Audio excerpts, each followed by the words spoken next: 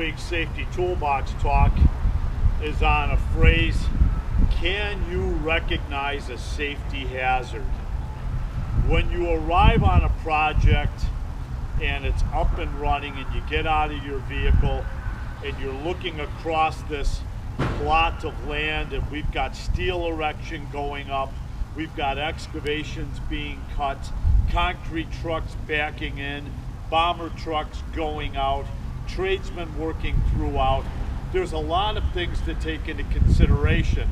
And we all look at our superintendents on burgling construction job sites as being our most competent people on the project. They've been trained, they have knowledge about the industry, they understand the scopes being performed. And we have a lot of subcontractors on the job site that are supposed to be responsible for their safety and their people. But this week alone on some of my job sites that I've walked, I found deep mass excavations with the slopes that were cut improperly.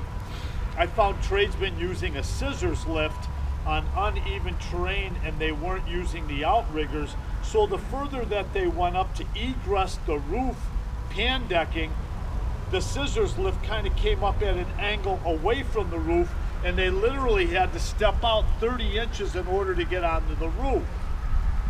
In addition to some trenching that I found that was borderline maybe too deep, last minute operation that a subcontractor was doing on the job sites, there was no ladder in the hole. You know, we see these things on the job site, so it's titled, Can You Recognize a Safety Hazard? It could be personal protective equipment. Most of the time it's safety glasses. Some of the time it's not protecting your lungs. On the other hand, we have COVID alive and well right now. So our superintendents on some of the job sites are taking temperatures, having us sign off on an assessment form, asking us how we're feeling every day. There are so many things to look at. Suspended scaffold, rooftop rigging, being tied off, supported scaffold, making sure it's tied into the building properly, that it's fully planked, that it has all of its guardrails.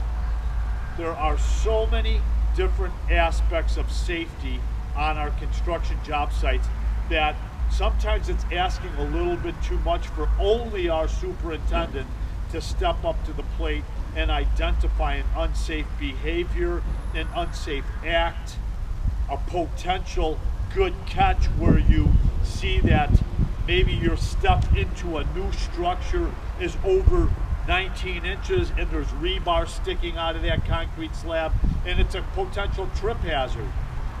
Lots to look at on the job sites, and I think that all of us need to maybe get away from the tunnel vision of doing that one particular task that we're working on. Take a look around you and see what's going on around you. I found 2 drywall carts on a slab on grade yesterday with 30 tradesmen working in the vicinity.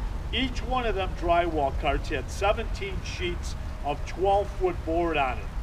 Probably weighed between 1,700 and 2,000 pounds, and neither one of them carts, with that drywall not really angled back but straight up and down, if it was to fall over on an individual, you've got that caught between pinch by, the number 4 killer in the industry, because the drywall just simply wasn't secured onto that cart. Common sense? Sometimes yes. Do you recognize a hazard and maybe not address it because they're not our people, but yet we're working in the vicinity of that? We need to address these things. Whether you're a supervisor or not, all of us need to start looking harder at recognizing safety hazards and addressing them so that all of us can go home safely to our families at the end of the day. So this week, let's take a look at our site logistics, especially if you're on a job where you've got concrete trucks and bombers and lulls and fork trucks and tradesmen, intermingling with all those equipments. Too much going on in our insurance captive with being struck by and run over by a piece of equipment. Making sure that the backup alarms function properly, that those people have certifications. Got the handy Andy text for you this week. Let's have a safe day. Let's have a safe week. Thank you.